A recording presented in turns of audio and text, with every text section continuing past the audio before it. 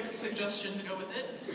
At previous conventions, you guys have mentioned that you would like to do a road show in the United States. And I was wondering like what offbeat roadside attractions you would want Sam and Dean to like visit. And I suggest the Winchester Mystery House. That would be fun. Has anybody been to the Winchester Mystery House? I went. This is a funny story, actually. I went with Genevieve a few years ago when Tom was a baby. And I was like, we were visiting her family in San Francisco.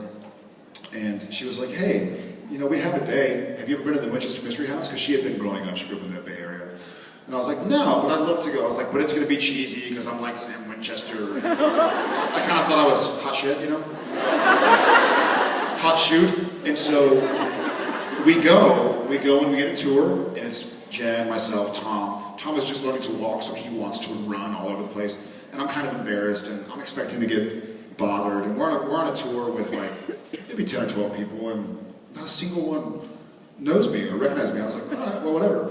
And we finally get to the very end, and the tour guide's like, I hope you had a great time, and I hope you learned some new things about the house. And Jared and Jen, we don't like to know if we can take pictures with y'all.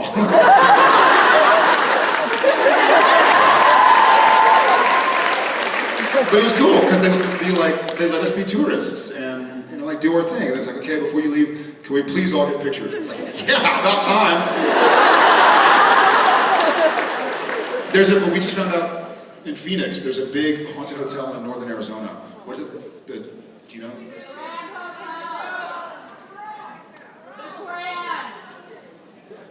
The Crab? The Grand, yeah, the Grand. Apparently there's a super haunted hotel north of Phoenix that I would love to go to. I might just go by myself. It'd be cool. I'd like to just go to an amusement park.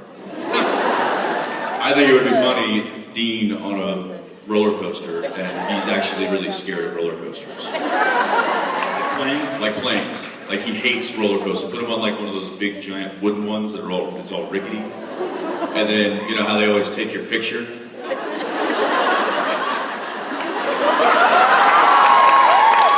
I think that's a good opportunity for a little comedy. Yeah. Thank you so much. Thank you so much.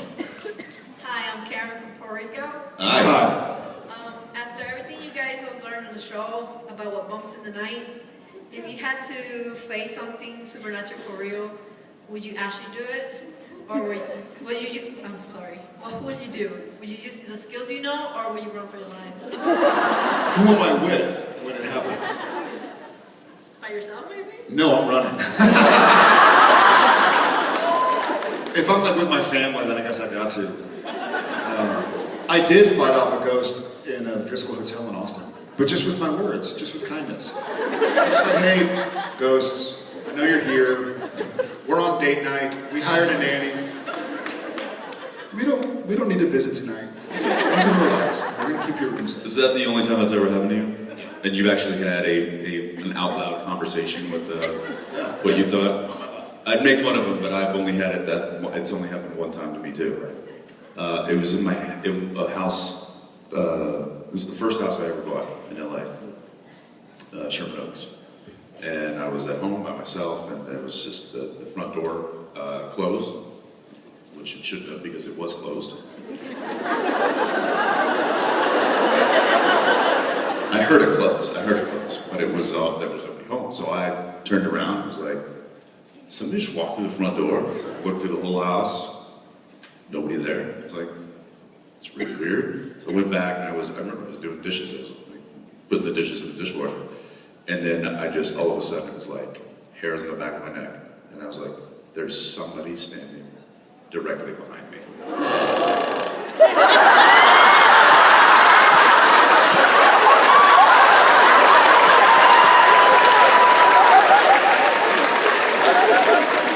Yeah, it sounded like that. It's a hellhound. And I was like, there's somebody or something right behind me. And I just slowly turned around, and there was nothing there. And then I had an out loud conversation. I was like, look, I'll be cool if you'll be cool. I'm not yet Dean Winchester, so I haven't had 10 years of experience. So if you can come back in about 15 years, this might go differently for you.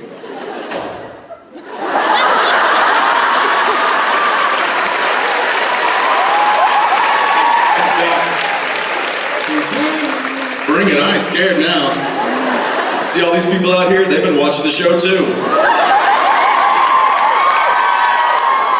Guarantee you somebody's got salt out there. Yeah, there you go. Thank you. Thank you. Thanks. Hi guys. Hi.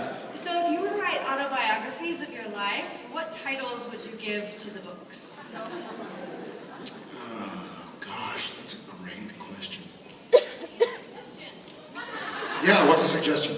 How about for you, extremely tall and incredibly goofy, the Jared Padalecki story. Sounds good. And what am I? Kind of tall and mildly goofy? No. Much better than that. Here we go. Okay. Get off my lawn, stop making that noise, I'm trying to play golf in here. That was literally like verbatim what I had in my head. It has to be something kind of goofy. I was gonna say, I remember I was dating a young lady when the show started, and she was talking to somebody and mentioned that her boyfriend was on this new show called Supernatural. And the person's response should actually be the title of my autobiography. They said, "Oh, is he the one from Seventh Heaven or the short one?" So mine would be not the one from Seventh Heaven or the short one. My Life by Jared Padalecki. I heard a story about somebody, I think it was a writer, maybe it came out, maybe it was like David Sedaris or something, but is there an autobiography called The Cookies Aren't for Everyone? Yeah, is it David Sedaris? Whoever it is, there was like a writer who was like backstage and they were doing something, and they went to have a cookie and someone was like, the cookies aren't for everyone. So he named his book The Cookies Aren't for Everyone. I think it's David Sedaris. I would label mine, Still Waiting, ... on Jared.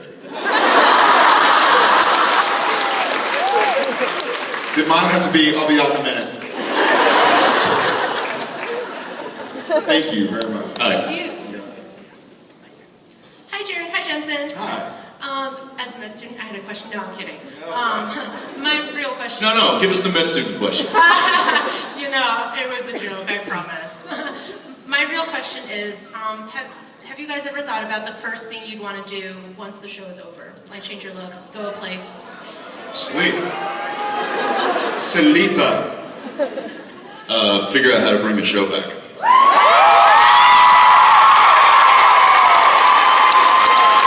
You suck up. Brown noser. First thing... I'd want to really get to know my family. I want to coach my boys in a sport. Or something, whatever they do. I want to take them and, yeah. And one of these days I'm going to hope to spend more time with my little kids. In a good way. We'll still do stuff. But. I'd probably plan a vacation in like either the fall or the winter time when we're never able to go on vacation and haven't for 10 years. And I don't know where I'd go, you know? Maybe Sheboygan. Sheboygan's great that time of year. I hear it is. I hear it is. Schenectady. That's lovely, I think, in the fall. No. Somebody's from New York. That'd be great. That's not true, though. The Northeast is beautiful in the fall, isn't it?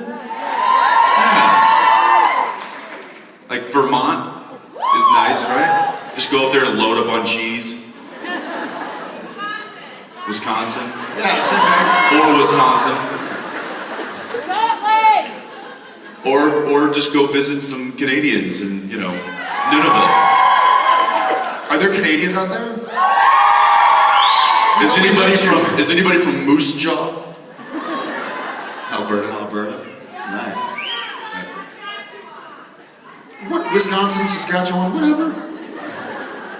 Now, It's just a geography test. She trickily asked us a tough question. Yes, I know. No, I don't think I have any plans. Right? I don't have any intention or want for the show to be over. I guarantee you it would be the same for both of us. It would be go and spend more than 2 days a week at home. That would be high on the list of things to do.